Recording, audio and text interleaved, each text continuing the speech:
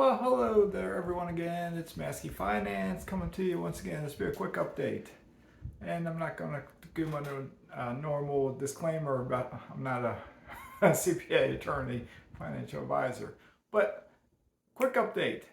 I did go into that one house. It's brand new, asking price 1.1 million, and it's a shame. I was with a real estate agent who I know very well. He's been in my house, and we stopped by my house also, and he saw my tiki hut and everything else here. He's seen my house. He sold this one to me that I live in, and we both agreed 100% on the same thing. That house is brand new construction, so it's brand new. Of course, you get new this, you get new that, you get the latest ceiling fans and some stuff like that. But compared to my house, it's 250 square feet smaller than my house is. So the rooms are, it's like 2.5 baths. My house is 2 baths. I'd love to have another half bath for the pool, but I don't. So I have 2 full baths. And my master bath is really big. But then, so it's smaller.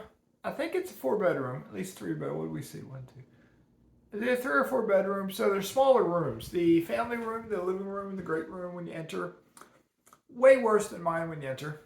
It's the shape, the design of it, it's worse. From outside, curb appeal, worse than mine. The color of the roof, the color of the paint, the design of the house. My house, if nothing else, I'll say it has the wow factor. It has good curb appeal. It's nice when you walk inside. My house is 100% tile. That house is 100%, I guess it's like luxury vinyl plank, something like that, but it's high quality. It's thick. They use the same material on the floor for the showers walls, which all the way down to the floor, which means it's going to be, the shower be hitting it. So that means it's definitely should be at least 100% waterproof and hopefully last a long time. But I don't know that for sure, but it should. A couple things that stood out to me already that are problems. The driveway and the pool deck are both pavers. Like squares, concrete pavers, I guess, thick. And already, both in the driveway and more so in the pool deck, there's grass and weeds starting to grow up in between some of the pavers. It's a brand new house. If it's doing that when it's brand new, what's it going to do when it's 10 years old?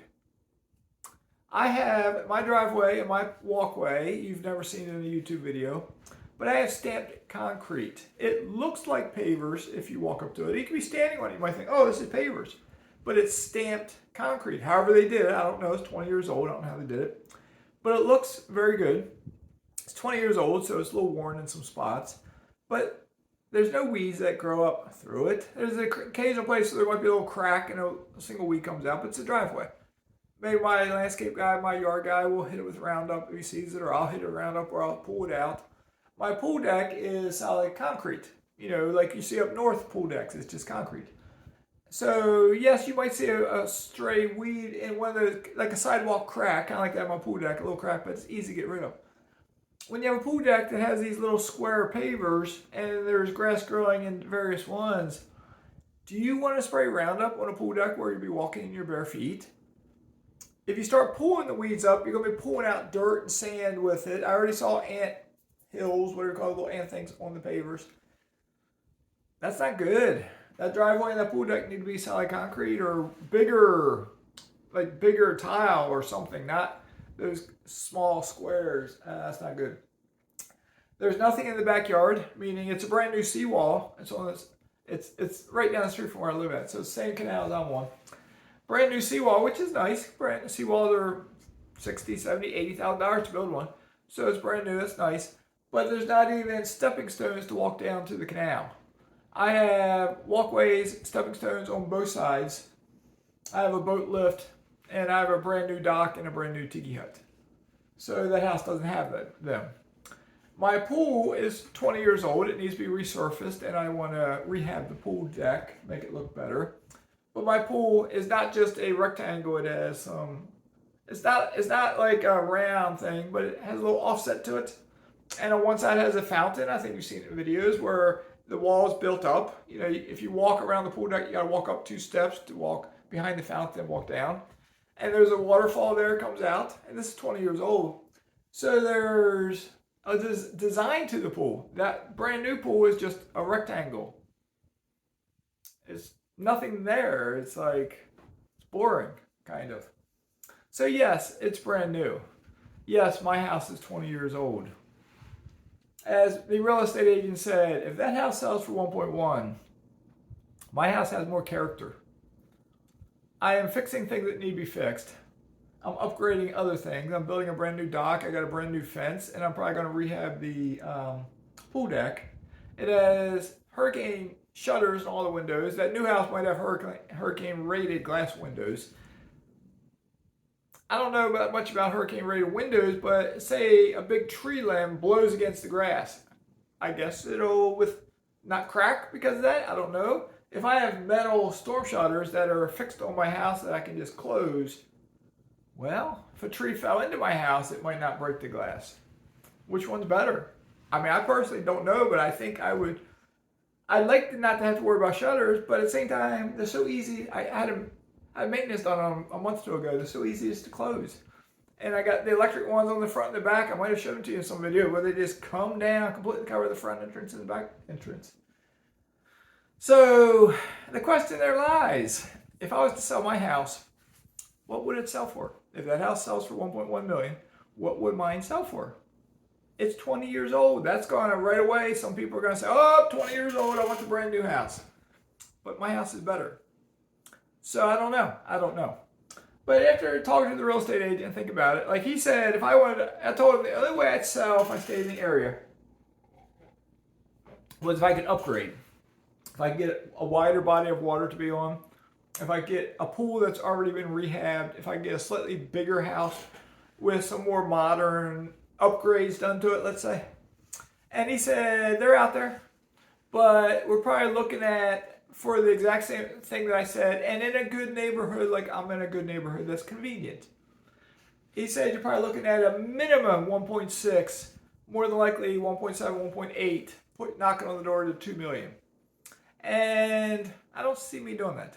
I'm not going to spend that much money on a house, I don't think. So we'll see. But of course, I watched a couple of videos on Boquete, Panama. And it's a beautiful area. Boquete is up near Costa Rica. It's a beautiful area in Panama, but it's mountainous. I lived in the mountains in Southwest Virginia before. I lived in the mountains in the Shenandoah Valley, in between the two mountain ranges. It's cooler there. A lot of Americans like the cooler part. I don't mind the hot weather per se. If it's too hot, I'll stay in the air conditioning. But where I live at in South Florida, it never hits 100 degrees. It tops out, usually hottest temperature is 95-ish. If you're somewhere else in the United States, what's your hottest temperature in the summertime? So when you say, oh, Florida's too hot and humid in the summertime, Chicago, Baltimore, Charleston, Savannah, those places may get, Texas, California, those places that may get 105, 110, 114. Not where I'm at, 95 degrees. The worst thing about here is there's so much traffic. The city's growing. There's a lot of people. I don't dislike people, but I like to have more space and less people around. So we'll see. We'll see. The missus and I definitely have some serious talking to do when she gets back, just about what we do. We're at an age now, we're at a stage in our life, we got to decide. We can't keep jumping around. I've lived in 1, 2, 3, 4, 5. I've lived or spent months in 5 different states. I spent 2.5 years in the country of Panama. I have visited other states, visited Panama numerous times. And there is no area that is 100% perfect. But there are areas that are better than other areas. This area checks the box for being better than where I came from in the Shenandoah Valley. It checks the box better than almost any other place on the water in the United States that I know of for affordability. So how does Panama compare to that? We shall see. We shall see. All right. I got to sign off. Mazske has a movie to go see and dinner to get with a neighbor. It's my secret shopper job. I've been there once with the missus. We should I'll probably eat a salad. I eat a lot more salads now than I used to. So it should be, as long as I do the report and type it up correctly, I will get reimbursed for everything I spent. But it'll take about a month and a half to 2 months for them to reimburse me. So I'll use my credit card and I'll get some credit card points. That's Maskey's way of doing things. So all right, y'all take care, stay safe, love life, and Maskey is signing out.